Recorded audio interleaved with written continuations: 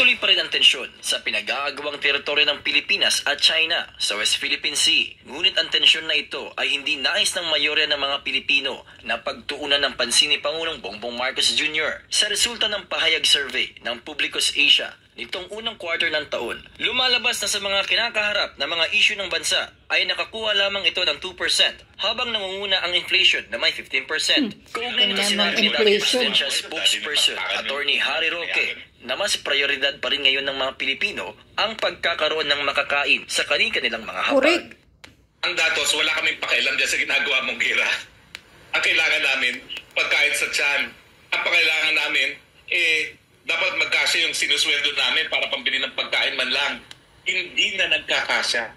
Aniya kahit na bahagyang bumagal ang inflation o ang bilis ng pagtaas ng presyo ng bilihin at serbisyo, ay hindi rin ito nararamdaman ng ordinaryong mamamayan dahil sa mababang halaga ng piso. Sa kabilang banda, sinabi ni Roque na hindi makakatulong kay PBBM ang pagpapalala ng tensyon sa West Philippine Sea. Correct. Ako, Mr. President, itong pinaplano ninyo na para painipit itong West Philippine Sea, hindi po yan magdadagdag sa iyong popularidad. Tama. Kasi in the end, ang mga maingay lang dyan, yung mga natalo na ninyo mismo na ngayon ay iyong mga kakampi.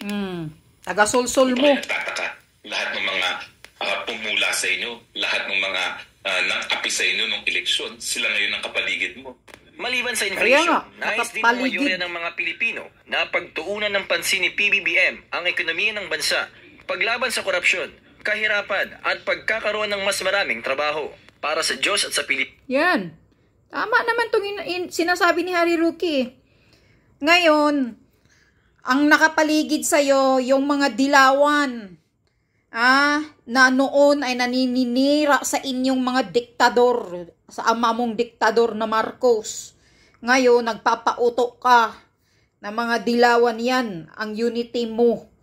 Nakipag-unite ka sa mga hinayupak na mga dilawan. Ngayon, hindi mo binigyang pansin ang mga tao na bumuto sa'yo noon, na uto mo, na budol mo. Ngayon, pinapahirapan mo sila. Naghihirap sila ngayon sa lahat ng mga bilihin. Yan ang hindi mo binigyan ng prioridad. Ang prioridad mo ngayon, yung pakipag-broadcast ng nangyayari sa West Philippine Sea doon sa iba't ibang bansa. Para kang marites. Naghihintay ka, naghahanap ka ng kumakampi sa iyo. Yun ang ginagawa mo sa biyahe-biyahe mo. Puro mo inaano doon ang tensyon sa West Philippine Sea. Pinapalaki mo lang ang balita. Kuting ka, wala ka talaga sa hulog. Kaya nga tama si Harry Roque, balintong talaga yung utak mo eh. Baka wala ka sa matinong pag-iisip eh, kasi bangag. Sabi ni Maharlika, bangag ka, kuting, Marcos, bangag. Magpapadrug test ka sa publiko para masagot mo. Yan ang hanap namin. Pulboronic Marcos, bangag. Yan ang tandaan mo. Prioridad mo, bigyan mong pansin ang taong bayan dahil sila ang naghihirap ngayon. Hindi yung dagat, nayupa ka. Laging dagat yung mo. Prioridad mo ngayon, West Philippine Sea. Naghahanap ka lang ng gulo.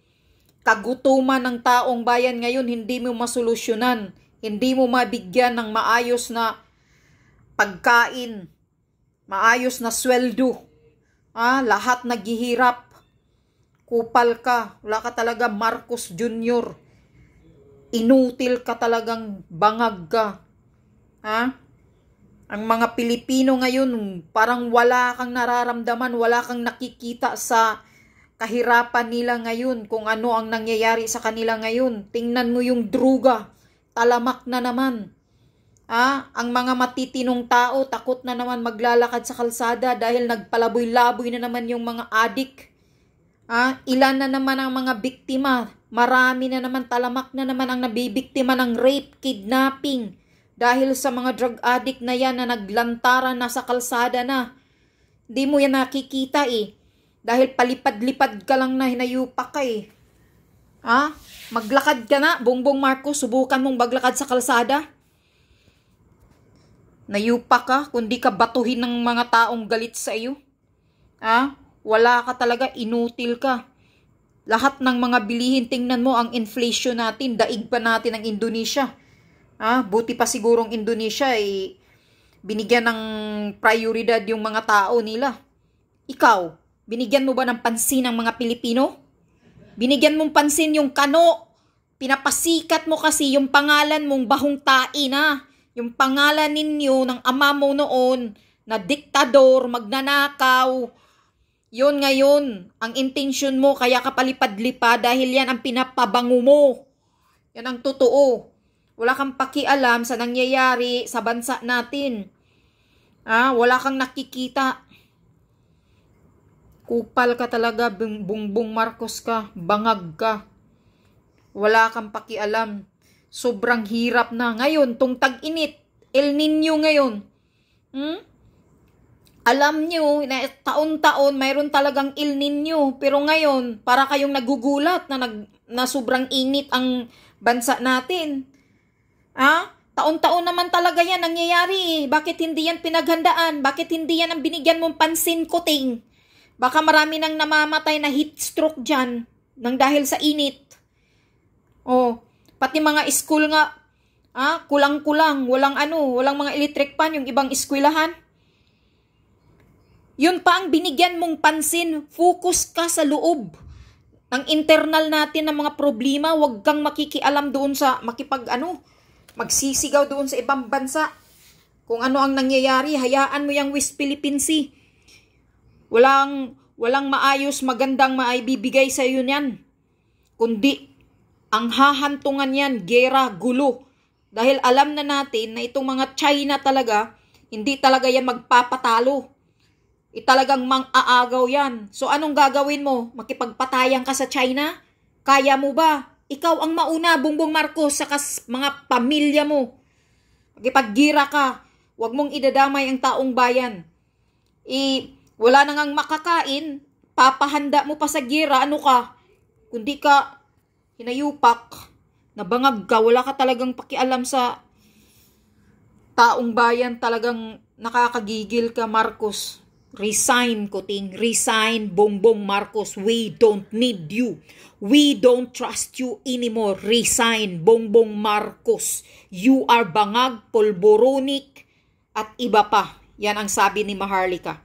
Polboronik. Hintayin mo lang. You just wait. Nalalabas yung polboron video mo. Pagsusuyop mo. Yan. Magpa-drug test ka in front sa publiko. Yan ang sagot na gusto namin. Drug test, Bongbong Marcos in front sa mga taong bayan na makikita namin doon ang pagpa-drug test mo. Kung totoong hindi ka bangag, hindi ka polboronik ang utak mo. Kaya gusto mo nang magyera. Siguro gusto mong mga matay ang mga Pilipino. Dahil sa kapulboronik ng utak mo, kabangagan mo.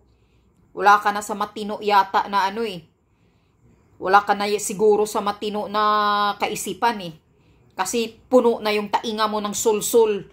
Uto-uto ka nga siguro